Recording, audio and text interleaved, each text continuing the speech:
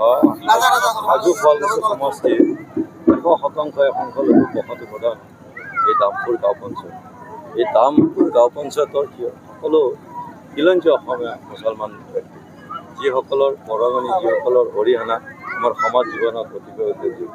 এতিয়া দামপুৰবাসী ৰাইজৰ চিন্তা চৰ্চা আন ঠাইৰ মানুহে অনুসৰণ কৰে। আজি দামপুৰ এই গাঁও পঞ্চায়তত হোৱা নিৰ্বাচনী সভাত আমি সকলোৱে ইয়াত যিটো উপস্থিতি দেখিছোঁ যে সঁচা অৰ্থত দামপুৰৰ আগতকৈ পৰিৱৰ্তন হৈছে। দামপুৰবাসী ৰাইজে অন্তত উপলব্ধি কৰিছে যে এইবাৰৰ যি নিৰ্বাচন, এই নিৰ্বাচন উন্নয়নৰ স্বাৰ্থত তেখেতসকলে মত প্ৰদান কৰিব। কাৰণ উন্নয়ন অবিহনে কোনো ধৰণৰ ৰাজনীতি কৰি লাভ নাই। ইয়াৰ আগত বহুত ৰাজনীতি হ'ল, বহুত ধৰণে ভোট প্ৰদান কৰিলে। এইবাৰ দামপুৰবাসী ৰাইজে উন্নয়নৰ স্বাৰ্থত আৰু নিজৰ এটা সুৰক্ষিত ভৱিষ্যতৰ কাৰণে দামপুৰৰ জনসাধাৰণে এইবাৰ ভোট NDA পাৰ্টিক দিয়াৰ কাৰণে সিদ্ধান্ত লৈছে। আৰু মই ভাবোঁ যে দামপুৰবাসীৰ আজিৰ যিটো সভাৰ উপস্থিতি, এই উপস্থিতি এটা প্ৰমাণ কৰিছে যে দামপুৰক আগৰ নিচিনাকৈ আৰু কংগ্ৰেছে ঠগাব নোৱাৰিব।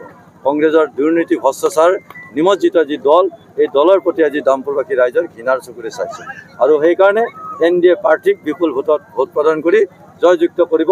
আৰু দিছপুৰত মাননীয় মুখ্যমন্ত্ৰী ডক্টৰ হিমন্ত বিশ্ব শৰ্মা দ্বিতীয়বাৰৰ কাৰণে মুখ্যমন্ত্ৰী হ'ব। আৰু হাজো শুৱালকুছি সমষ্টিৰ পৰা NDA পাৰ্টিক বিধায়ক হিচাপে ৰাইজে নিৰ্বাচিত কৰিব।